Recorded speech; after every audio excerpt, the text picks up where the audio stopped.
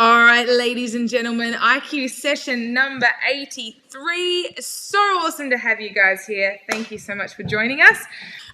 This one's about why do we overeat? Now, we want to kind of... Because we're hungry. Because we love the food. We kind of want to visit a bit of the why, and then also give you some tools on how to overcome that and all that kind of thing. Now, overeating doesn't just necessarily mean that you're binge eating on the couch and all that kind of stuff. It's more so we want to look at the behavior of the overeating. It doesn't necessarily matter what it is, but let's address that. So first of all, what does it trace back to, Matty Dean? I believe it's language. And so language, the word association, that we put around our food is the hang-ups that we have with our food. And I believe that if you get raw and real with it, you can trace it back to your mum and dad's understanding on how you should approach food. And if you really look at it unobjectively without trying to offend your parents and stuff like this, you'll actually go, you know what? I do what they do. And it's very evident in how I approach things, how they deal with stress and all that sort of stuff. It's very evident in my life. And there's some similarities there. So then you can start to unemotionally address things. But until you have that raw conversation, it's really hard to do that.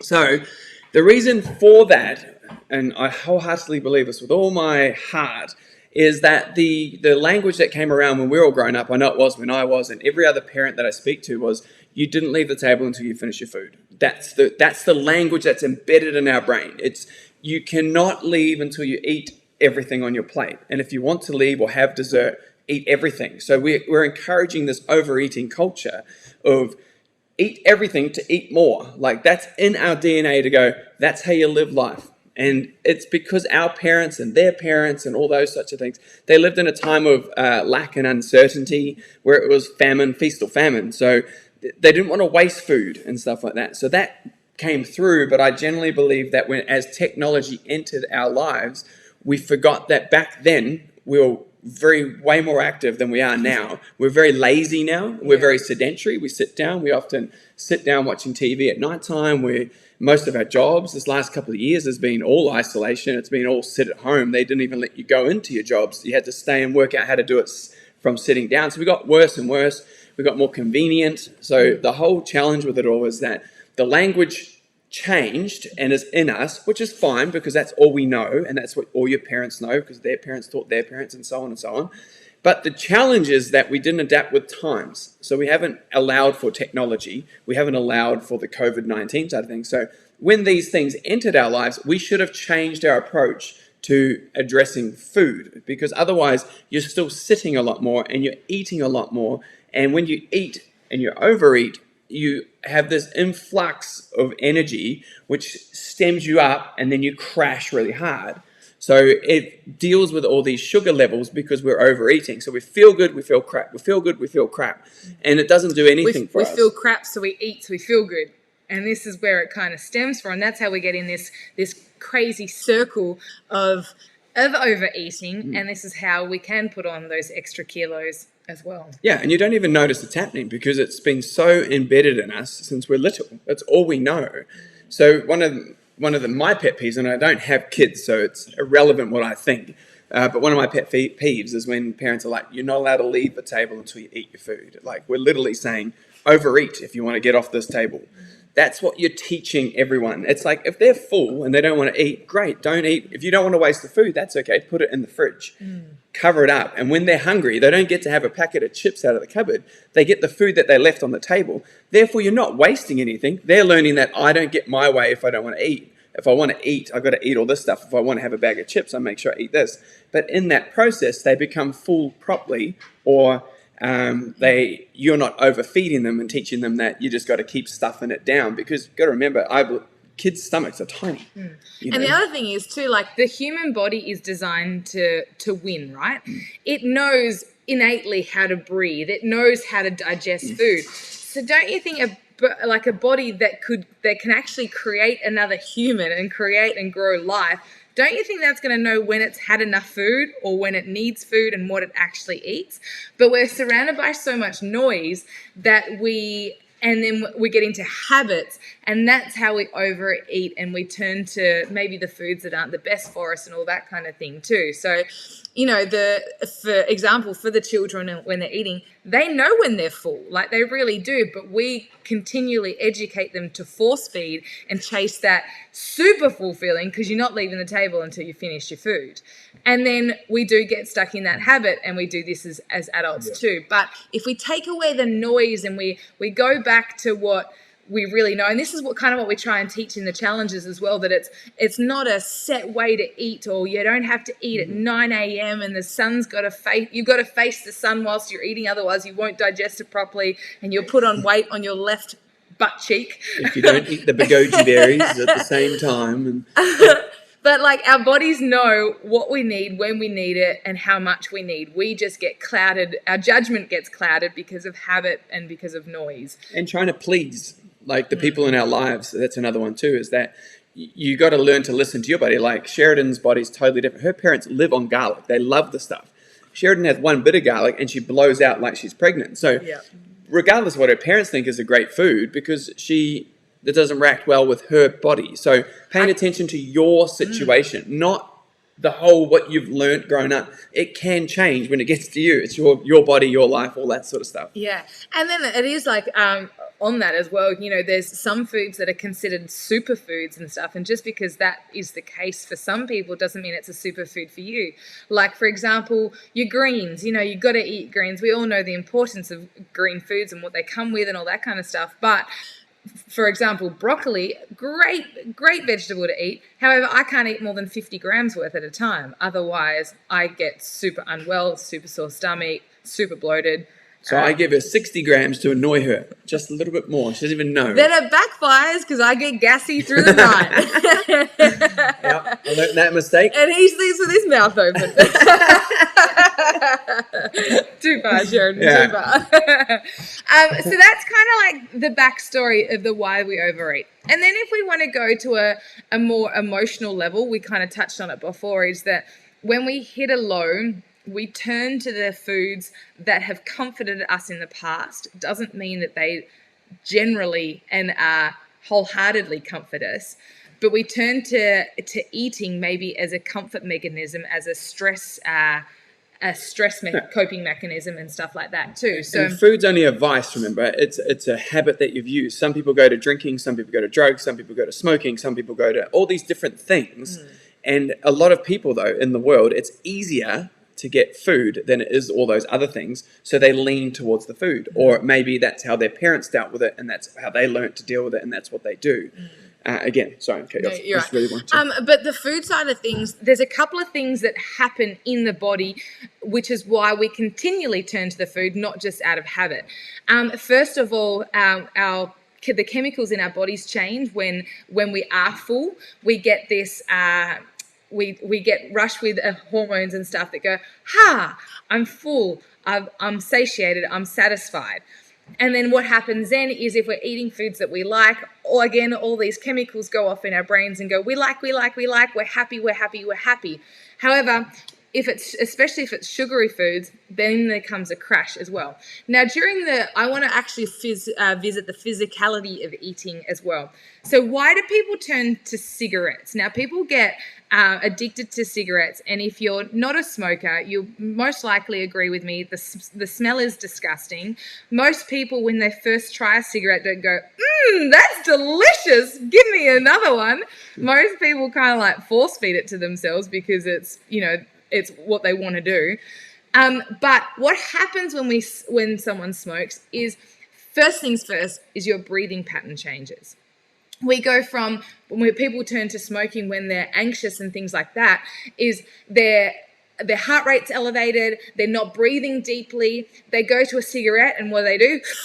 Control the breathing. First of all, it's a deep breath. So it's not actually the cigarette. Yes, there's addictive properties in the nicotine and stuff like that, but first and foremost, it's that deep breath. Now, when you eat and when you overeat, especially, you actually change your breathing. So this is another reason why you turn to this when you're stressed or when you're feeling sad, or you need a change of state. The other thing that happens when we're eating is we don't necessarily when we're sad, we kind of, I don't know really how to word this up, so bear with me. This could be another Sheridan moment. When we're sad, our body goes into a sad state, right? It's hunched over, the shoulders drop. You'd never see someone that's sad and walking around like this. This is someone that's happy and someone that's won and someone that's victorious. But sad is generally drop shoulders, down, everything's drawing down. When we're in that eating cycle, you're kind of comforting that, right? And then what we can do, what happens from that is then we can change our state and our breathing patterns through the eating. Kind of picking up where I'm going here. It's a little bit, abstract, but anyway, what I really wanted to visit is that the whole process of overeating actually changed our mental state by changing our physical state. Yeah. The main part of this, though, that I wanted to address is it is actually through the breathing. Now, we bag out a little bit the whole, stress relieving through deep breathing and be zen and that kind of thing. There's a part to it, though. We've always educated you guys on you've got to burn the cortisol, which is the stress hormone. So when you're stressed, your cortisol levels go up. Now, that needs to be burnt. It's a fight or flight drug, right? So we need to actually physically exercise it off. Now, part of exercising and the type of exercising you need to do is, again, a change in breath. It's a which, again, changes your state. Now, and when your breathing is like that, very vigorous and shorter breath and that, what do you do to do it? You try and slow it down afterwards. So we spike it really hard and then we take the deep breath and you're trying to slow the heart rate down again. But what the exercise did is it burnt the cortisol off. So now the stress is less and then you've got to calm down. That's the next part. And this is why exercise is a much more potent tool for stress relieving than eating or cigarettes, because they only do the last half of the whole stress relieving, which is that deep breathing, the calming down, the changing of state. Now, it's not necessarily just the deep breathing, but it's more so the change of the state. When I say state, I mean your emotional state, your physical state, all of that kind of thing. You can go from happy to sad, and that's a state change. So the process of overeating, actually, we do it because we get an emotional response to it. It's not physically the chocolate. Yeah, the chocolate is full of sugar and stuff like that, which again makes us addicted and stuff like that. But the whole deep breath, the change of physical state, the change of emotional state comes from all of that. So that kind of makes sense. Yeah, it's good. Well done. That was the point that I really wanted to make. So, do we need to cover anything more before we go into the more practical applications of this? I think so. Let me just check our notes. And then we also wanted to address the whole addiction side of things. So we've touched on in the past the 6 human needs. Now, these are needs and not wants. 6 human needs, there's 4 of physical needs, and then there's 2 of the spirit. So the 4 of the physical, you've got significance, certainty, uncertainty or variety, and you've got love and connection. And then the ones of the spirit are contribution and growth. Now, we all need to tick these in some form to survive. They're a need, not a want. Now, some of us need to tick some more than others. So some of us you got to help me out here. My words are not coming out right. Some of us prioritize or need to have more significance in our life. Some need more certainty. Some need more variety and uncertainty. For example, Matt, you're an uncertainty guy. Most certainly am. Me, I'm also on the certainty side. So yin and yang. very much. However, Matt still needs certainty, just doesn't need it as much as I need it. Now, when it comes to an addiction, you need to tick off how many? 3. If it hits 3 of those 6 human needs, you can become addicted. You do actually naturally become addicted to it. That's the love you feel for something. So typically it's why violence will always be here, because if someone turns around and pulls a gun straight away on someone, instantly that person has significance on the person on the other side. So already this person has ticked a human need without even trying. All they've done is pulled this out and pointed it at someone. The second human need that they've ticked off is certainty, because they're certain they're going to get a response. They're certain they're going to feel a certain way. The next one that is also thrown into that is uncertainty. What happens next? Does the guy I'm pointing a gun at come and clock me? Does he pull out a gun? Do I shoot him? Do I kill him? Do I injure him? Like, there's a lot of things that are going on here. This is how people get addicted to something. So just from that action creates this overflow of all these emotions, these chemical changes, so they become addicted to it. So when people sit there and go, I don't get why people are like that, well, it's easy. They've just become addicted to something that they've got from something, because generally they get love and connection from the environment that they're in, because they may be a part of a gang, or they may be part of something like that. So they take another human need. Now they've got 4 of the 6, and all of a sudden they feel like they're working towards something, and they're in the groove, and that's it. That's what happens. Well, the same thing happens with food. It's the same process. You get significance from finishing your plate, because that's what my mum and dad wanted me to do. I had to finish the plate before I get there. I'm going to finish it first. I'm going to finish everything and dessert. I'm going to have 2 desserts and an entree. I'm going to have the most and have the most significance because I eat the most. That's how people can get significance from that. Just from eating the most, they can feel like they've achieved something and tick one of those human needs without trying to do it. It's just in their DNA to do it. Keep going, please. Cool. Obviously, by finishing the plate, you have certainty around that same thing. This is just finishing a plate. This is why language is so important. You get certainty of finishing the plate that you will be full. And if you're not full, you can have some more. And you know that when you have the next one, you'll probably be full. So then again, you're ticking 2 boxes. So you can see that what's happening, this connection starts going, hang on a minute, one more, and we're addicted to the process of eating lots. Then you get love and connection. So connection with yourself, and it's not necessarily, love doesn't always associate with connection, but you get this connection with yourself or with the people that you're eating with, and all those kind of things. Instantly, you've got an addiction. Just like that. This is how easy it is to overeat. But it's not, you can't be angry at your parents if this is the road that you go down. So this is what I really want to be clear on. All our parents know is all they were taught. All we know is all we've been taught. It's up to us to make connections and go, cool, is this the road I want to take? And if not, you can make change. That's what the whole thing about this challenge is about. It's like you taking control of your food because it goes in your body.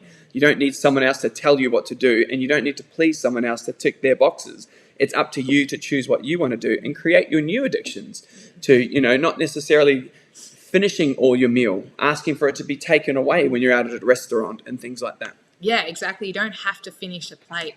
And I know from personal experience, I used to feel guilty if I didn't finish my plate for someone. So especially if someone had cooked for me, I used to feel like I had to finish it. Otherwise, it was a sign of disrespect, like I didn't enjoy it or that kind of thing. But sometimes, I'm a little person.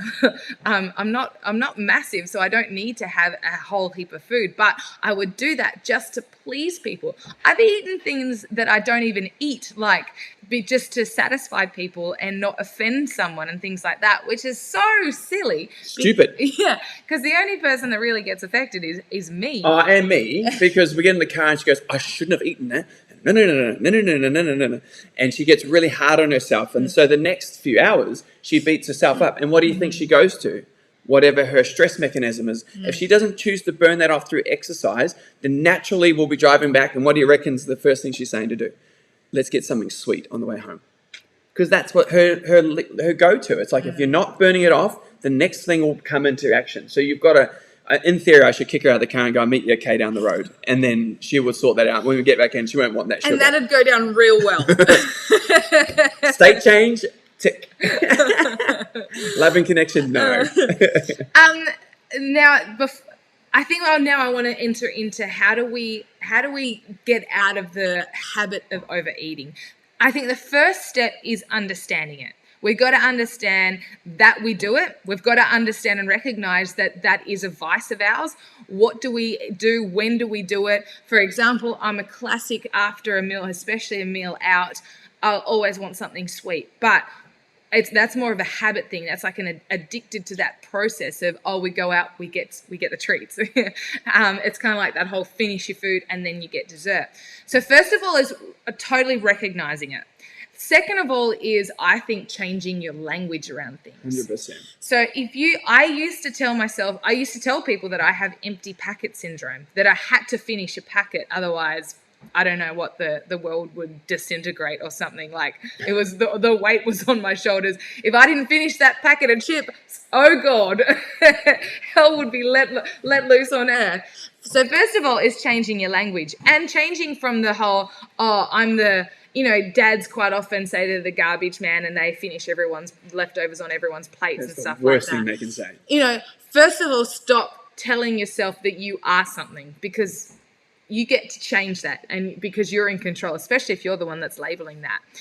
So changing your language around how you address food, what you actually need, catching yourself out and doing that kind of thing. But honestly, the first step is the whole recognition and understanding when you go to it and why you go to it. Yeah. I think another one is portion control. So understanding that if you do go to it, know that there's a portion control. Now, we put a post up the other day and it was a picture of a hand, and you use the hand to differentiate between certain things. So one of the ones that got people a little bit spooked was the cake is actually, your slice of cake can only be the 2 fingers. That's it. 2 fingers from me for both hands. see, now we've got language challenging. But the reality is if you did go to those things and you portion controlled the thing you went to, so that's chocolate, which is 1 finger, and if you've got longer fingers, you might get an extra square, but really it's only a row of chocolate. Then that's not too bad, because the reality is that it's controlled eating, which is what this challenge is about. It's not about going without and having to sacrifice. It's about going, okay, cool, I feel like chocolate, but if I'm going to do this and I don't have a chance to exercise, or I don't feel like I can't be bothered, and I'm going to do this next step here because I'm stressed out and I'm worried. If you do it with control and portion control. Or even if you do the exercise beforehand, which is highly what we recommend. Absolutely. But if you didn't, this is how you do it. Because sometimes people just go, stuff it, I'm not exercising, I can't be bothered. And we get that. That's just, every person goes through that same transition. Ideally, you do the exercise first, and then you'd probably make a better decision. But if you don't, for whatever reason, and you're not going to do it, make the portion control with your hand. So whatever you choose to do, make sure it's controlled, and have a look around on the internet. There's plenty of guides to go off. And all of a sudden that portion control, which means that even though you've chosen to eat something extra, you're not overeating an abundance like Sheridan was saying, a packet. Because if the packet Sheridan picks out is a bag of Doritos, she's got a problem, because she's got to eat 800 calories of chips to finish her packet syndrome. So that's where you get into trouble. But if she knew that the portion control was a part of that, she can have the chips because she's not feeling good, but she can only have actually 12 chips or whatever it is for a serving size. She may start changing her process, because what's the point of having 12 if you're not going to finish your packet, right? Yeah, exactly. So definitely identifying those things, but replacing the habit is another option. You've chosen to have this as a vice to go to, so you can actually choose what you do instead. First things first, exercise, because it does all of those things that we need to do when we're stressed. It only adds benefit to your life. It doesn't harm you. It only adds value to you. And this is where the language comes in really carefully, right? When most people think exercise, if I say, cool, you're going to exercise, you think 30 minutes to an hour in the gym. You think, I've got to get into my sweat gear, I've got to get my shoes on, I've got to get outside. That's a lot of work. We're talking about if you're in your sweats, or if you're in the clothes you're wearing right now. Or if you're in your Uggies, you can do it now. Because it's 10 seconds to burn that energy off. That cortisol goes like that. So you can do it. You don't even have to get changed for that. You can be on the spot. You can be in a uniform, in a suit, in a dress, in a gown. It doesn't matter. In 10 seconds, you can shift your hormones. But you just have to do the 10 seconds. That's the hardest part of the whole thing. And it's not a half-assed 10 seconds. It's an all-out, like... balls to the wall. Yeah. It's a hard 10 seconds. You can't wait for that 10th second to come around. And the reason for that is that because it uses an energy system in your body that gives you natural energy for 10 seconds. 10 to 15 if you're a little bit of an extra miler like Sheridan here, she would push it just to try and beat what I can do. But the reality is that naturally is there for you. You don't have to tap into food cells. You don't have to tap into glycogen. It literally is a connection of breaking molecules, which is giving you the snap of energy for 10 seconds. Pure power. It's called the ATP system, adenosine triphosphate. Yeah, and you've got 3 molecules and they snap into 2. And then they rejoin again and they snap again and they create this energy source. And that is your energy system. So those guys that are sprinting, Usain Bolts and stuff, and the fastest in the world, they're literally just using that system, so they don't even need to breathe. Literally super don't cool. even need breath for that energy system. Yeah. Fascinating. Anyway, I digress. But exercise should always be your first step because when you're stressed, the reason why you generally overeat is due to a stress. Now, stress, I've always interpreted stress as like a real solid worry and like a deep worry, and especially like financial stress and like, what am I going to do? Like, is it life or death? But stress doesn't have to be that intense. It could be, oh my God, I'm not going to make it back for home and away. That Like, can be stressful. And that can actually see rises in your cortisol levels. Now, it's literally not a 0 to 100 thing. It's just an increase in that cortisol level, which is the stress hormone. Now, the stress hormone, its purpose in our body is a flight or fight hormone. It's energy. It's literally an energy system going, you either got to fight what's coming at you or you got to bolt. Yeah. But if you stay here, you're going to die. Now, our body, again, is designed to win. So this is why this comes about. So this is why we say it is so important to exercise through this. And then the other stuff comes afterwards. Because the exercise, by doing that, we burn up that hormone, that cortisol. Now, the cortisol, if you don't break it down, it will break you down. Which is what catches everyone out. And this is how you hear of people, oh, they were so young and fit and healthy, but they died really suddenly. It's, because they were stressed and they didn't know how to deal with it. That's why those kind of things happen, because it creates disease in the body from having too much cortisol. Stress, anxiety, fear, depression, worrying, all that stuff is the modern day saber-toothed tiger. Yeah. That's what it is. Back in the day when we were given these blessed abilities to be able to fight, physically punch our way out of something, or run and get the hell out of there, that is what cortisol is, fight or flight. Physically fight or physically run. Now, you're not probably going to beat the person up next to you, so you're probably going to have to do something vigorously as if you were going to do it. So you can punch the air, you can do all that sort of stuff there. But they are the modern day saber-toothed tiger. We don't have to fight that stuff anymore.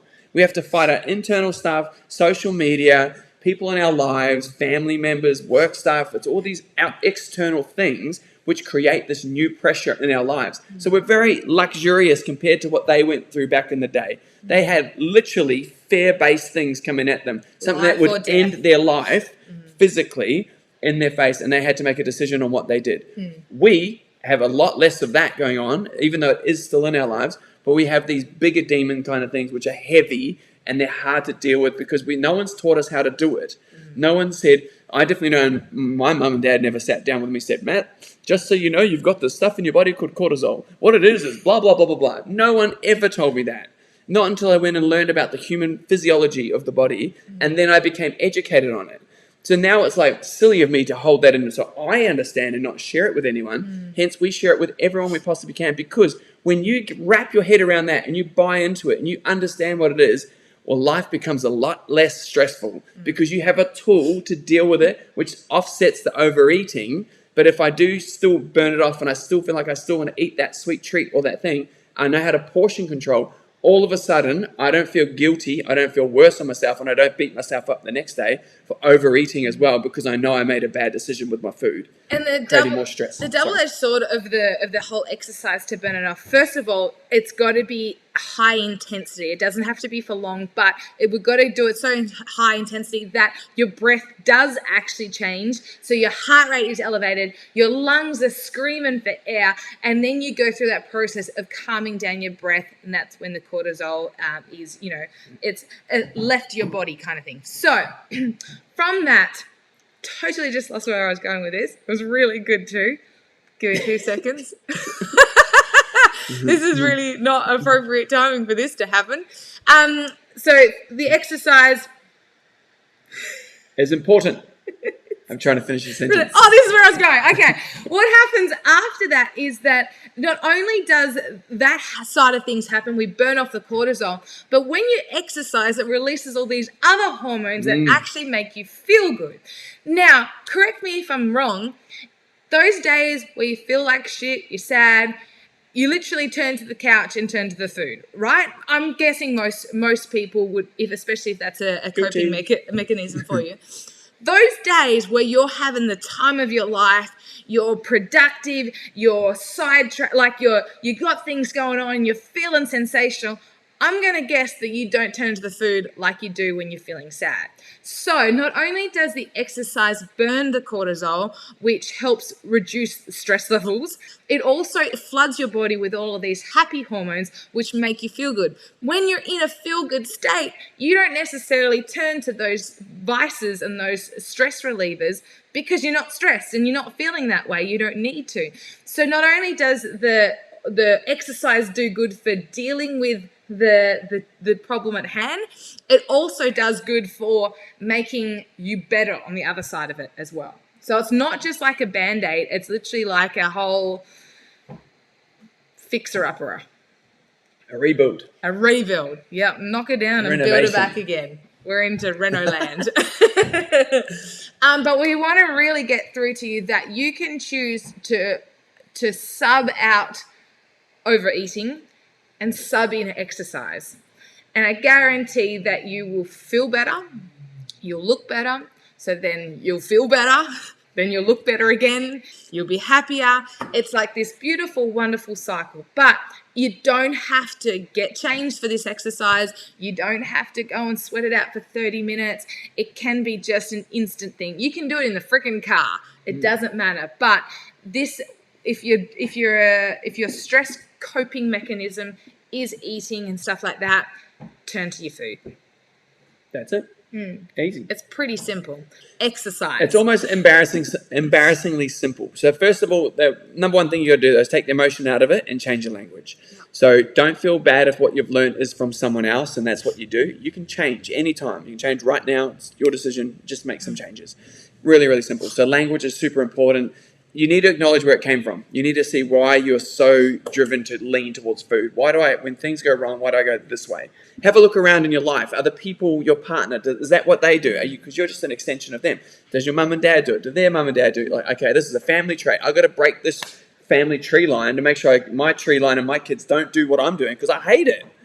That's the first thing. Acknowledge it. Take emotion out. Don't feel like you're offending people. You don't have to please people. Your life, your decisions, your life. Make decisions for yourself.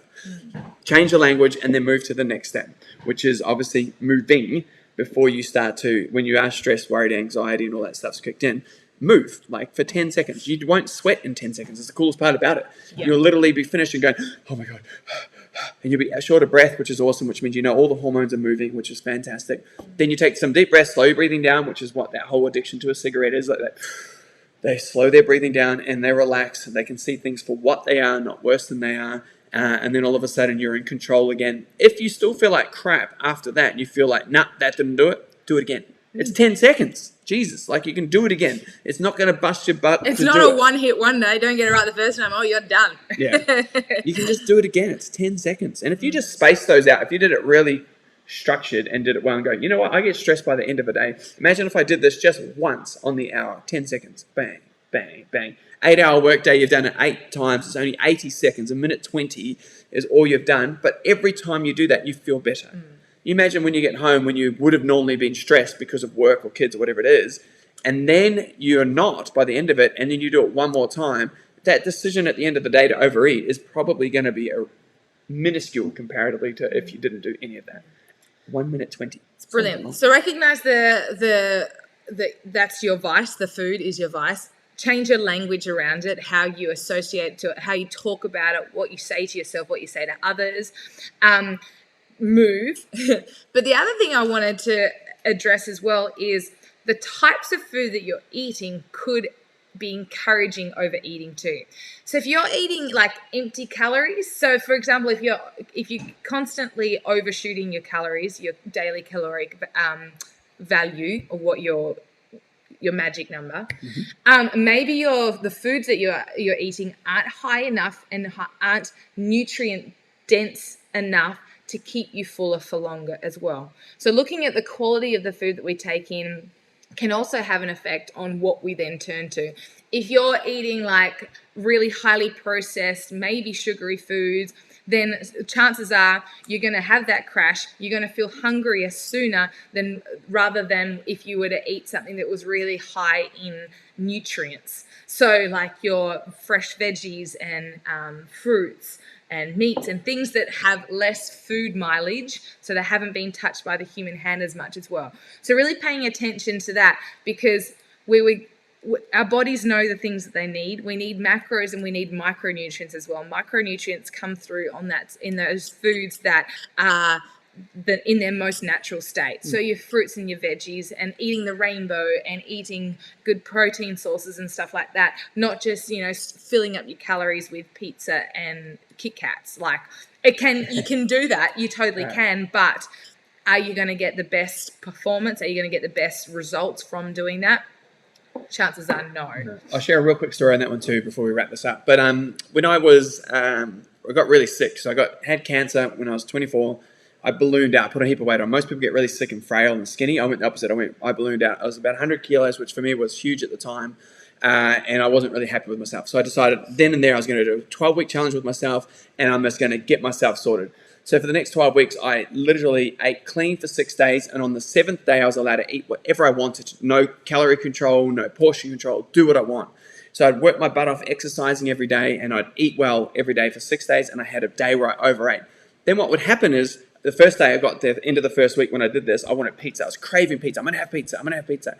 Had 2 large pizzas, right? So ate clean for 6 days, ate 2 large pizzas, which is an insane amount of calories. However, that's not what wasn't the importance of this. The very next day, I felt like crap. I was like, whoa, I'm not having pizza again. I just emotionally took it out going, cool. I didn't like how I felt after I ate it in the moment. I didn't like how I felt the next day. So what I did was go 6 days clean again, cutting pizza out. I'm having KFC. Had my KFC on the Sunday. Same thing. Overate and that. Felt like shit on the Monday. Changed that. Not doing KFC again. And I just went through all these cravings that I'd have during the week going, oh, that's what I'm going to have this week. Over the period of the 12 weeks, from me doing that unemotional attachment to it and not going, oh, but KFC or my friends eat and all that sort of stuff there, I was able to fine tune it. By the end of it, what happened was I was eating normally, like just a meal. I just wasn't portion controlling that day. And I'd have the roast with extra potatoes and extra gravy and that sort of stuff there. So I ended up having more wholesome foods. I just wasn't calorie controlling on that particular day. But what it was is I had the ability to disconnect and make the connection that food was making me feel like crap the next day. I'm not going to feel like that because I'm doing this because I felt like crap before I started this challenge, and I don't want to feel that way. So I'd remove it, and it never entered back in, and I just moved to the next one. And eventually I weaned them all out, and I found out that I was more happier eating than wholesome natural foods because I felt better the next day. Yeah. And this is a quick divergent on this, is that's also why we really strongly encourage that you make sure you get your extra 600 calorie day in once a week, so that you can experience those and have the pizza that you want and all that kind of stuff. But in that process, you may find that there's some things that are just not worth it, like Matt did on that. Another thing that I want to address too is making sure you're drinking enough water. Water is super important. Our bodies are made up of like 70+% water unless you're consistently dehydrated. If you're not drinking enough water, the percentage of water in your body will diminish. So you need to make sure that you're drinking enough water for you. Now, an easy way to do that is just drink more water till you've got clear wheeze, because the amount of water I need compared to the amount of water Matt needs is going to be different because we are very different sized people.